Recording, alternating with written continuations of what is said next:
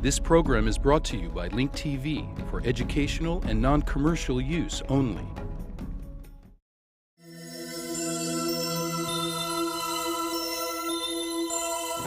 Mosaic, a daily news program from Link TV, presents a selection of news reports from independent and state-controlled broadcasters from throughout the Middle East.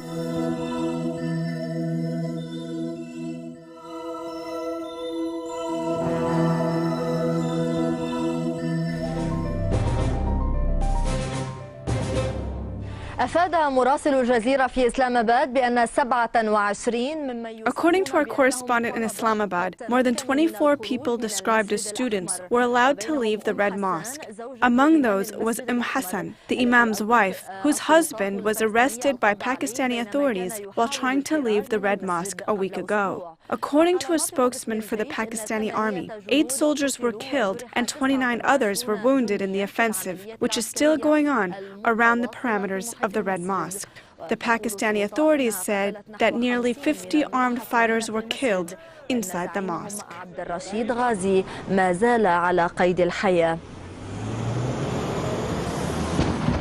فجر الثلاثاء رعب في العاصمة الباكستانية إسلامباد. Tuesday morning brought terror to the Pakistani capital of Islamabad, where dozens of explosions went off amidst a wave of thick, dark and white smoke.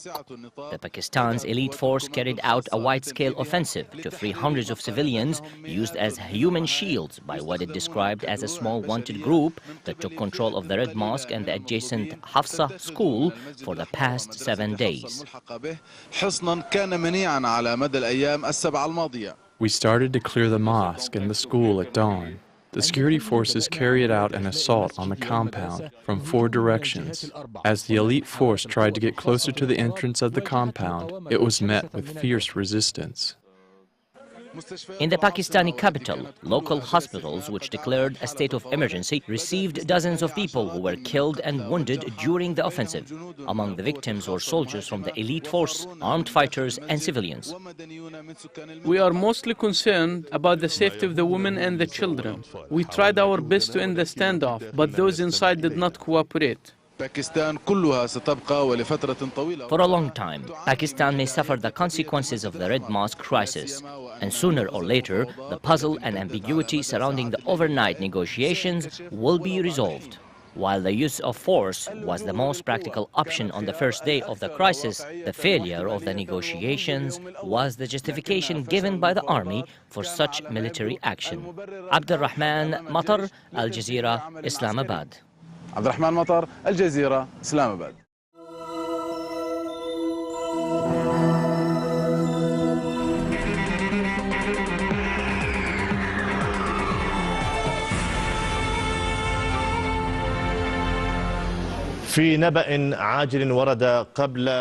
In late-breaking news, Pakistani officials announced the killing of Abd al-Rashid Ghazi, the leader of the rebellion inside the Red Mosque. Joining us from Islamabad is Arabiya correspondent Bakr Atiani. Bakr, how accurate is the information about the killing of Abd al-Rashid Ghazi?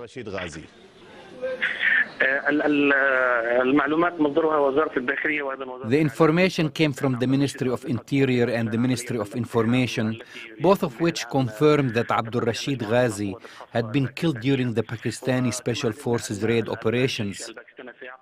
We learned that the Pakistani army may hold a press conference in the next couple of hours to reveal what is taking place at this time.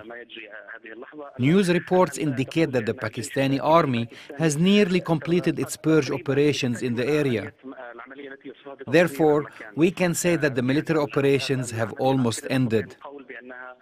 There remain some mop-up operations, however, which includes dismantling explosive devices and land mines that the armed fighters had planted in many areas throughout the mosque. This also may include transporting the dead and wounded. This will take an entire day.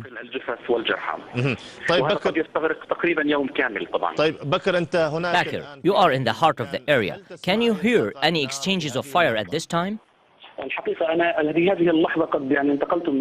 Actually, at this moment, I'm not in the area. But before I left, about 10 minutes ago, there were sounds of sporadic gunfire and explosions.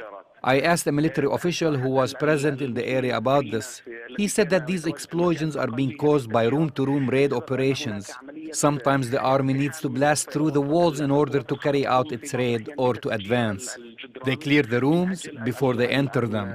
So they throw these bombs into the rooms to kill whoever is inside before the special forces enter them.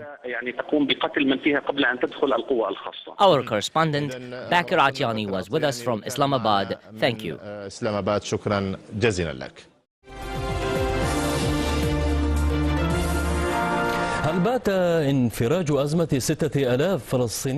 Will the problem of the 6,000 Palestinians trapped on the Egyptian side be resolved very soon?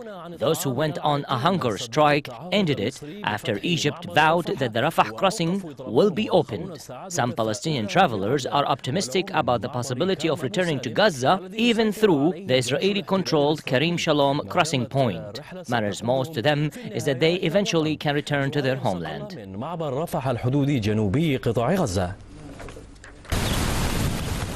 A humanitarian crisis is unfolding at Gaza borders. Rafah crossing, which was the only outlet for Palestinians in Gaza to the world, has become a source of suffering for travelers in or out of Gaza. Previously, it was under Palestinian control and monitored by an EU mission, but after Hamas took control over Gaza, it was closed off. Thousands of Palestinian travelers who were trapped on the Egyptian side paid the price for this closure. The rights of these people to go in and out of their country must be protected.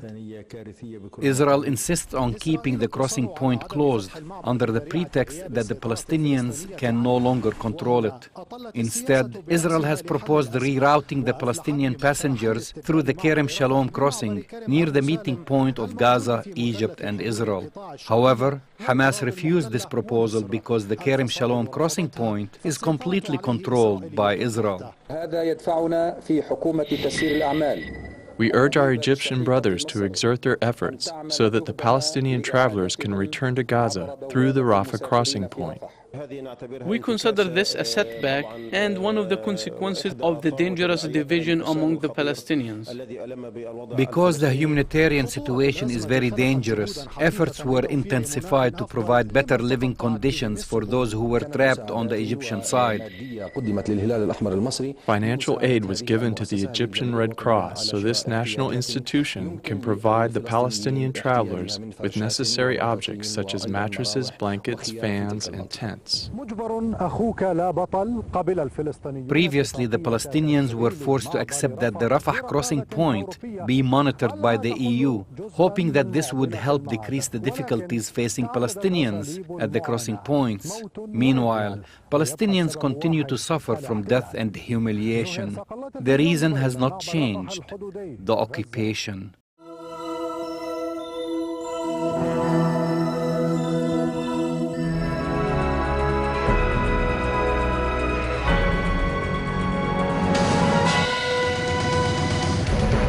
Clashes between the Lebanese army and Fateh al-Islam in Nahr al-Barid have been ongoing since the 20th of May, and although they've recently become sporadic, their intensity remains the same. بعد حماوة ساعات الفجر الأولى واللي تميزت بمعارك عنيفة وقصف مركز. The morning started off with intensive battles and shelling in the southeastern part of Nahr al-Barid and at the borders of the main street that goes through the old camp. The shelling was continuous between 5 and 8:30 a.m., after which a calm surrounded the camp with only sporadic gunshots countered by intense mortar shelling. After the 8th week of the Nahr al-Barid battle, the Lebanese army downsized its operations, reinforcing the areas under its control and stopping Fateh al-Islam members from establishing permanent positions inside the old camp from which they could fire at the army.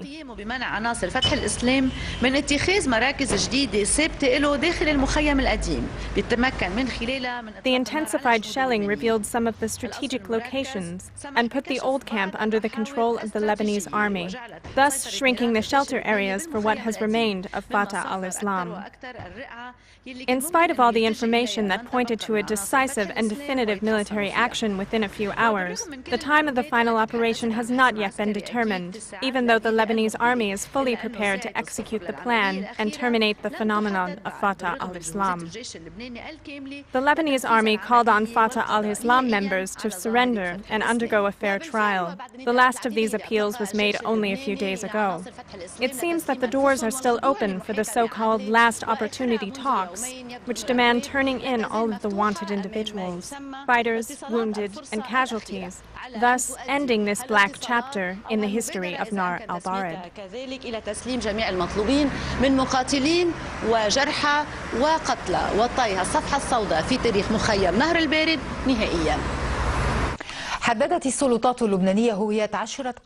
The Lebanese authorities identified 10 Saudis from 27 Fateh al-Islam corpses received in the north, outside of Nahr al-Bared. According to the Agence France Presse, a security official said that 17 of the 27 bodies were from Tripoli, while the other 10 were from nearby districts. There were no corpses of fighters from inside of Nahr al-Bared. The security official said that the spokesperson for Fateh al-Islam, Abu Salim Taha, is not amongst the corpses because he was inside the camp, assuming that he had been killed in the battles. The official also said that he does not think that Abu Salim Taha is a Saudi, but rather a Palestinian.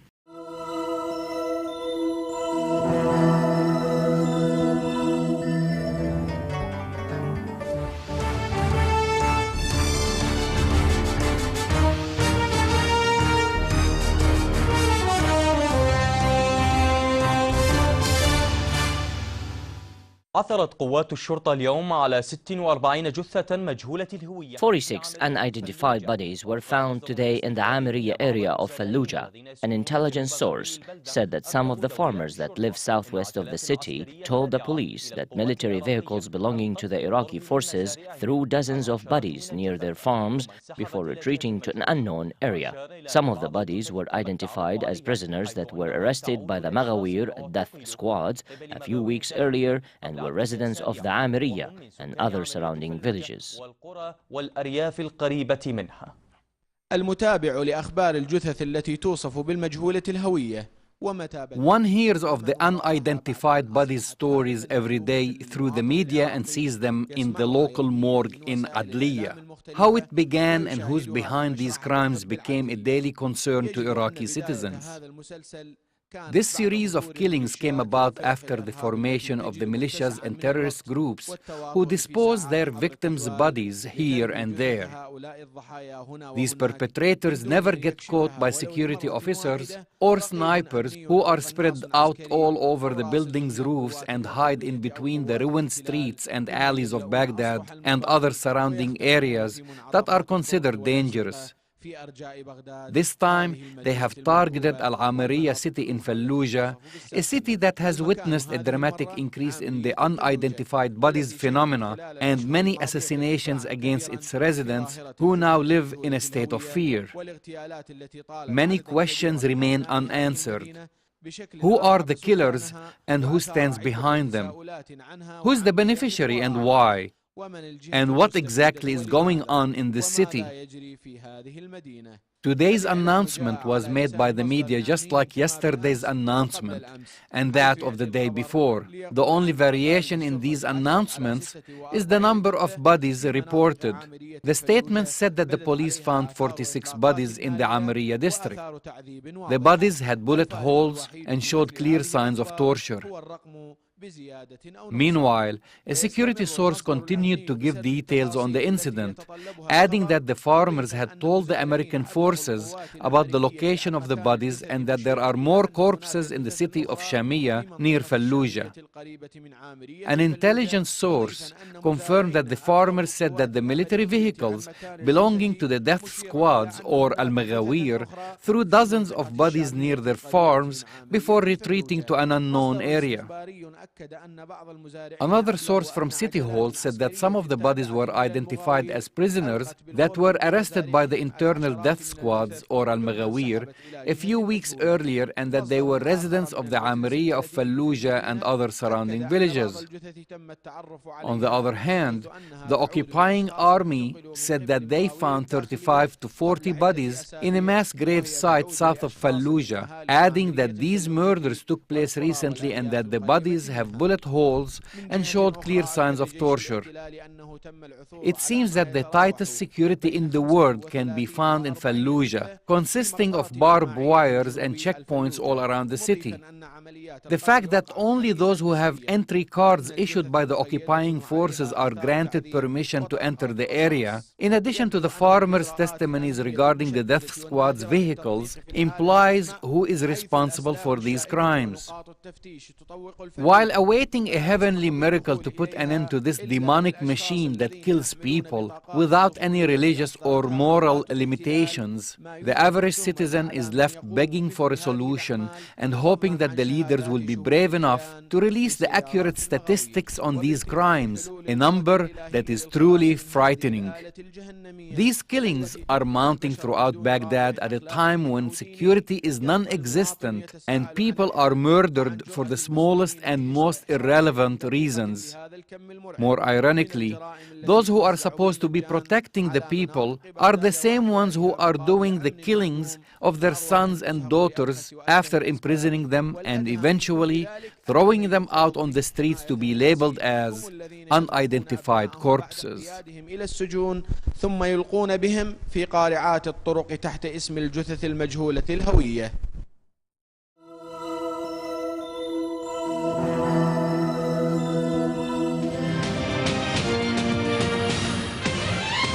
بحث الأمين العام للجامعة العربية عمرو موسى اليوم مع الرئيس السوري. The Secretary General of the Arab League, Amr Moussa, held talks with the Syrian President Bashar al-Assad regarding the political crisis in Lebanon.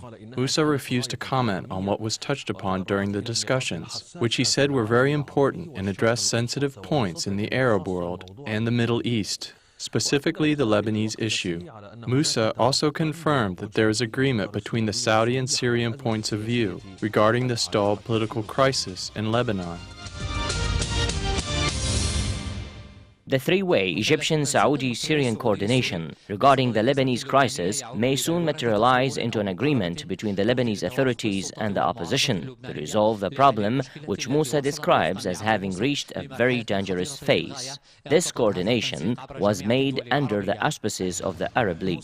In an attempt to show neutrality, Moussa accused the media of fishing in murky waters due to the way in which it covered a meeting between the Arab League and Lebanese faction. I'm not a mailman. I do take positions, however, towards certain points, whether it supports one side or the other. It happened that I took a definitive position that supports one side over the other, and on another occasion, I took a position that supports the other side. But for some, this is an opportunity to fish in murky waters. Perhaps they do not want the Arab League to intervene. The Arab League will intervene, and it will continue its work to try to support the Lebanese, and its mission has not ended. On the contrary, there are opportunities to achieve progress, God willing. As for the Saudi-Syrian contacts, they are centered on forming a national unity government and calming the atmosphere in Lebanon to allow the presidential elections to be held as scheduled in compliance with the constitution, as well as achieving security and peace. However, what is certain is that the internal Lebanese dialogue will not progress if the opposition demands are ignored. The regional solution, which has been derailed frequently, demands that Damascus pressure its allies in Lebanon to return to the negotiation table and look for ways to secure the Syrian-Lebanese borders, as well as the situation of the Palestinian organizations in Lebanon. The important question is, keeping in mind that Syria supports Moussa's efforts, will Moussa's maneuvers help resolve the problem created by the exclusion of the Syrians from the talks held in Saint Cloy through French mediation? Amr Moussa was able to bridge the gap between Damascus's and Riyadh's views. This may contribute to resolving the Lebanese crisis and shed more light on its repercussions.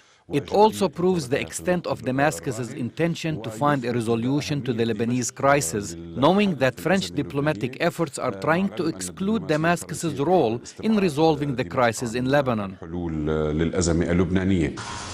The Arab League also discussed with Syrian officials the Palestinian crisis, while taking a neutral position towards Fateh and Hamas, as well as the Iraqi national reconciliation plans.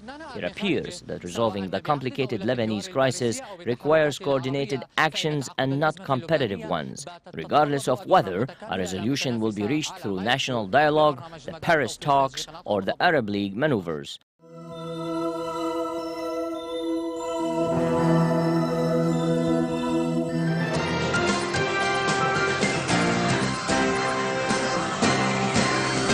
Prime Minister Olmert extended his hand in peace to Syria once again today. In a televised interview, he appealed to Syrian President Bashar al-Assad to begin direct negotiations between the two countries and not to wait for American mediation. Meanwhile, Peace Now erected Syrian flags at the entrance to Jerusalem in a gesture aimed at encouraging negotiations between the two countries. IBA's Eli Wogelanter has that story. In his first appearance on a major Arabic news station in over 6 years, Prime Minister Olmert told his Hebrew-speaking interviewer from Saudi satellite station Al Arabiya, quote, "Bashar al-Assad, you know that I am ready for direct talks with you. You've been saying that you want the negotiations through the Americans, but they do not want to sit with you. I am ready to sit with you and talk about peace, not war." Assad has expressed interest in resuming talks with Israel, but only through a third party. A member of the Syrian parliament said that Damascus did not believe Olmert's overtures were serious. But Public Security Minister Avi Dichter said today that Olmert indeed wants to resume talks with Syria and that his offer was genuine and real. Dichter, however, was not optimistic that Assad would agree to renew the talks, especially because he is allied with Iran. Bashar Assad apparently has other plans than making peace with Israel, Dichter said. And now we will listen and wait. Meanwhile, Peace Now activists hung dozens of Israeli and Syrian flags along the road leading from Tel Aviv to Jerusalem this morning, saying they wanted to prepare the city for Assad's arrival. The group also said the flags represented the nation's support for talks with Syria. However, right-wing activists Baruch Marzel and Itamar Ben-Gvir subsequently filed a police complaint against Peace Now activists, saying that Syria is an enemy nation and therefore it is forbidden by law to fly its flags. Eli Wogelanter, IBA News. Well, returning to Syria, and are peace talks with Damascus a real possibility, or are leaders from both countries simply positioning themselves ahead of a possible conflict? I spoke earlier with Alon Liel, former Director General of the Foreign Ministry, about the prospects of peace with our neighbors in the north. I believe so. It's a very new position of Prime Minister Olmert. Until 2 months ago, he spoke entirely differently. But I believe that messages went back and forth, and the result is that Israel is ready to talk with Syria, and Syria is ready to talk to Israel, but we have mechanism problems. The third party is lacking, and we can still not enter the same room. What gives you the impression that Syria is actually ready for peace talks? Well, we know it from the secret unofficial talks we had. And the Syrians are repeating it all the time. Last week I was in Brussels in the European Parliament, and Riyad Daoudi, the advisor of Assad, again said Syria wants to talk with Israel, to reach an agreement with Israel.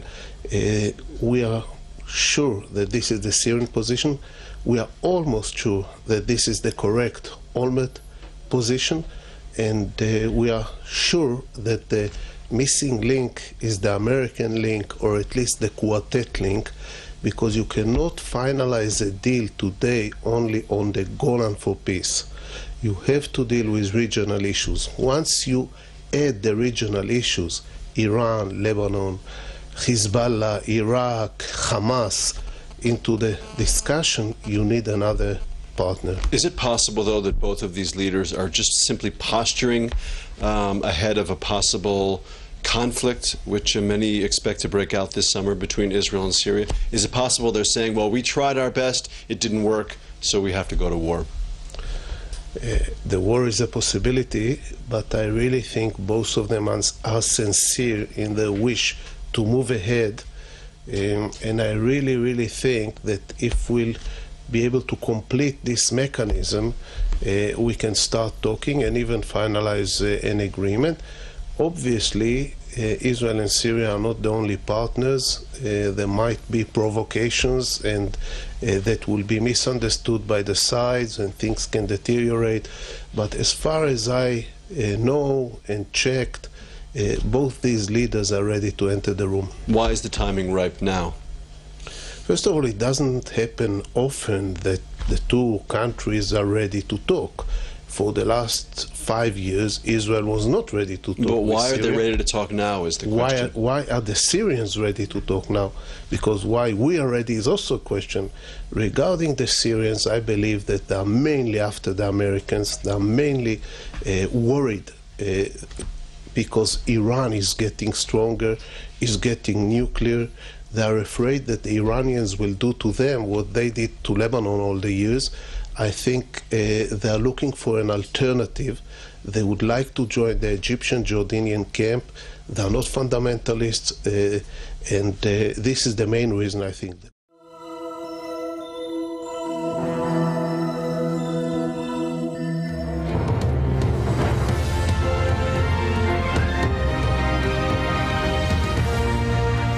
Guns may have fallen silent in the Palestinian territories, but it seems that Hamas and Fateh are fighting a new battle for hearts and minds. Walid Batrawi reports on the struggle to control the airwaves and how one TV station is daring to be different. A few minutes before going on air, Palestine TV staff struggle with the little resources they have. Bombed by Israeli missiles in 2001, it managed to stay on air, but almost shut down again 2 weeks ago.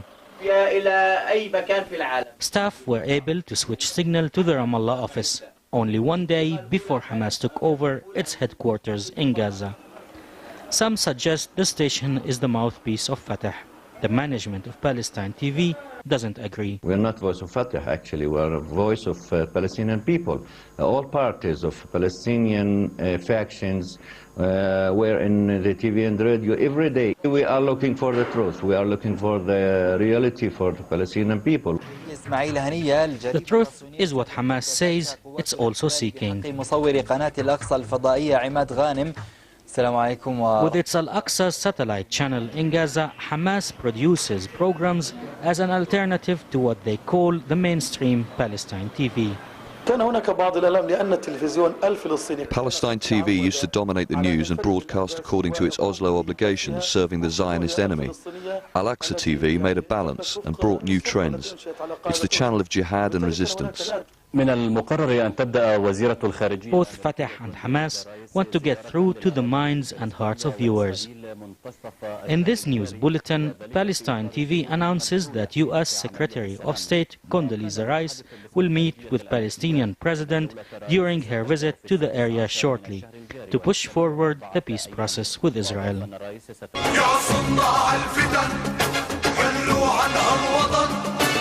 While Al-Aqsa TV responds to this announcement by showing archive pictures of President Mahmoud Abbas with Israeli Prime Minister Ehud Olmert and U.S. Secretary of State Condoleezza Rice. The pictures are played over a song demanding Abbas and Fateh to leave the country. Hamas and Fateh for a long time have been the subject of news, having little to say in how their image is shaped. Now, they have their own propaganda tools.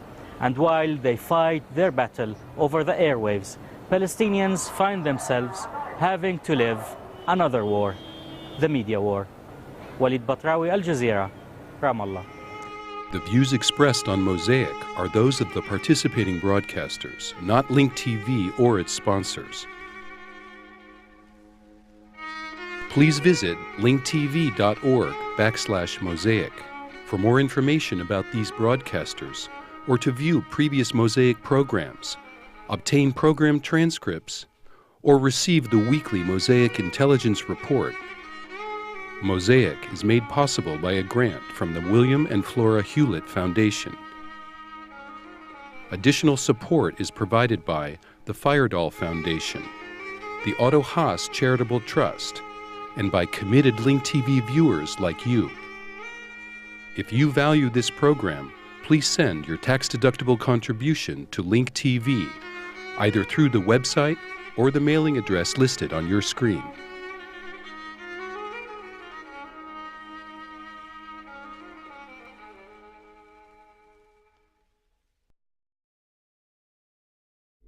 This program was brought to you by Link TV for educational and non-commercial use only. Link TV is the only U.S. television network devoted to global and national news, with uncompromising documentaries and diverse cultural programs. Programs which connect you to the world.